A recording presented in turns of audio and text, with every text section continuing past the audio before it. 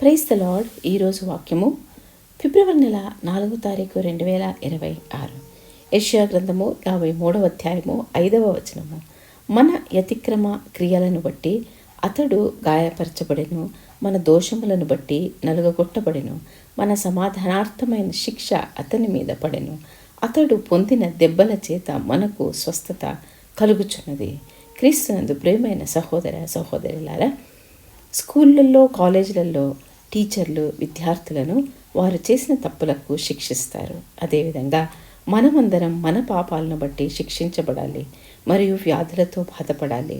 కానీ గొప్ప మరియు సంతోషకరమైన వార్త ఏంటంటే మన శిక్షలు మరియు రోగాలని మన ప్రభువైన యేసుపై వేయబడ్డాయి.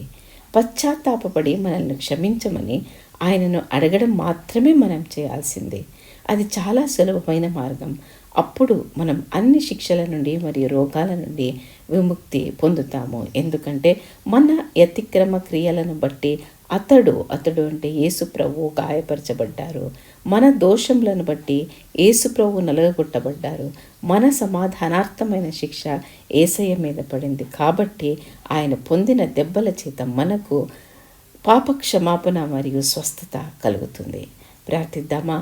తండ్రి, మీ అమూల్యమైన రక్తమును సిలువలో కార్చి బహుఘోరమైన మరణము పొంది ప్రతి ఒక్క రక్తపు బిందువు మా కొరకు కార్చి మాకు ఎంతో ధన్యత కలుగజేసి ఉన్నారు. ప్రభువా, మీరు పొందిన దెబ్బల చేత మాకు స్వస్థత కలిగి ఉన్నది కనుక ఇప్పుడు ఈ ప్రార్థనలో ఎవరెవరైతే ఏకీభవిస్తున్నారో వారి యొక్క సమస్త రోగాలను ముట్టి స్వస్థపరచండి.